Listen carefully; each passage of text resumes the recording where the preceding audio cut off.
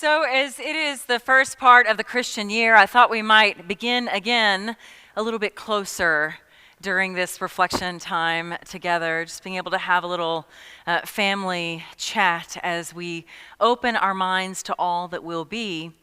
And as I was preparing for today, I was thinking about a time earlier last week when someone asked me what my favorite Christmas movie is. You probably already have in your mind what yours may be, but with all of the wonderful, timeless, traditional movies, one of my favorites is actually Love, actually. Some of you have seen it, yes? Okay, a few, got about half. If you haven't seen it, I would definitely encourage you. It's one of the most warm and well done and smart, kind of clever movies out there for Christmas time. And one of my favorite scenes, some of you may remember it, there's a little girl, Daisy, who is, again, a smaller character in many of the different plots that are weaving through each other. And she comes into the car as her mother's picking her up from the first nativity practice around Christmas time.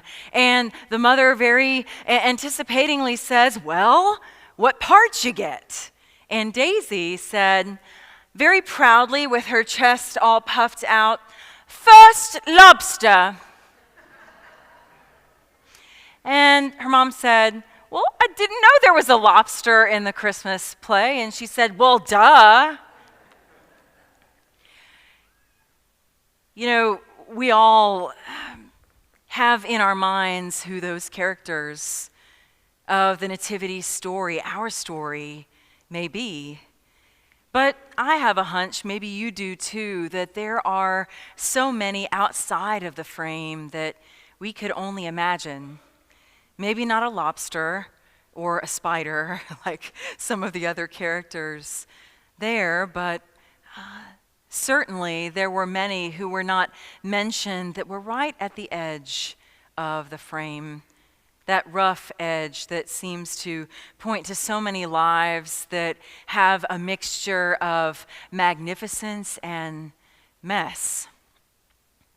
I even think about the frame of this chancel area, one that we as the people of faith in this place stare at, look at, sometimes participate in all of the time. We've been in this sacred space during weddings and funerals and the baptism of children, like we saw last week and we will see again. We've been in this space where probably other nativity plays have happened through the 80 years or so that we've been together. I see Cindy Hall and some others nodding their heads, remembering. I even think about the other ways that we have glorified God in this place through our musical ministry that was so vibrant in years past. Children of Eden, many of you recall that, where Tommy Jr.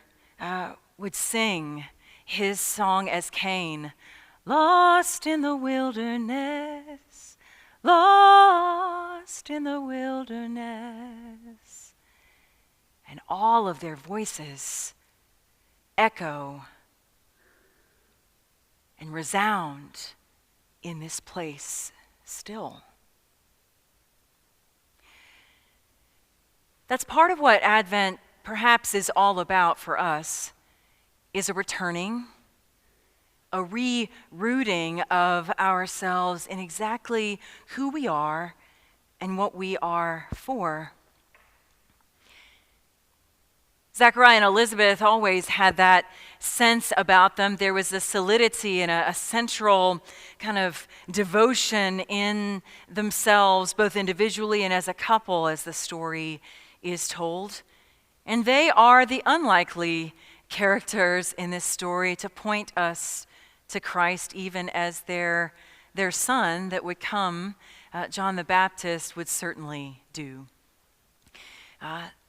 Zechariah and Elizabeth, if you didn't know, Elizabeth was Mary's cousin, and they, as verse 6 in chapter 1 says, that they were blameless and fully devoted, righteous in their following of the law in all of their days. And even they, especially they, still dealt with disappointments and dreams deferred. Think about this dream specifically of their child, John, being born, because they were getting a little long in the tooth. And that was one of those dreams that had been within them from the very beginning of their life together, and one that they had long released before. Have you ever found yourself in a place where those dreams are released? Maybe for Elizabeth and Zechariah, they found themselves asking the question in hindsight, what if I missed it? What if I missed that opportunity that was right under my nose that would have made my life, they might ruminate, just a bit better, or would have helped us actualize this dream on our own? Maybe they even had this question, as I know you and I have had this question at some point in our lives, asking the question if we could have done more, if we could have just made this step or taken this pathway. And so Zechariah and Elizabeth, in their humanity, find themselves at the crossroads where a dream deferred is actually realized. And they remind us that Advent is about waiting, but even more, it is about the virtue of patience. Patience with God, patience with ourselves, especially patience with ourselves in the midst of disappointments. I want you to think about a time when you had a dream. Maybe it was when you were really young and you found yourself having this dream that you have held through the years. Maybe it has been a dream that has developed in adulthood. Whatever the case, find one that you've held for a while and maybe have been able to notice your relationship with it and how it might have changed. Have you found that with this dream still yet unrealized, you have allowed it to completely transition or change because of life circumstances? Or maybe have you found this dream become a bit smaller and less ambitious because of where you are? Is the dream that automatically came to your mind one that you let go long ago as well? Advent is about patience, not only with God, but with ourselves in the midst of waiting for it all. I have a hunch that Elizabeth and Zechariah, in even their advanced years, they were in fact the perfect ones to hold and carry this dream. There's something about the second half of life, for a few of us, we get harder with time. But more often I find, as I look at you and as I look at my own life and how we've known each other, there's something about the years and even the sacrifices that have been made, the changes we've encountered, that helps us each to get a little softer with time. Softer, more open, more perhaps accepting of possibility and redirection that God might bring. And so wherever you are today, whether you find yourself as a bit part that someone doesn't even recognize, or maybe you find yourself in the center of the story singing about your own lostness, wanting to be found,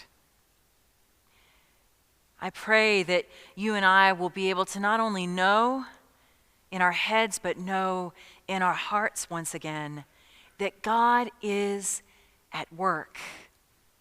That God is at work in the rough edges of our lives and at work outside of the frame, not just within with this timeless story. may this truth be alive for you and for me on this journey we share together.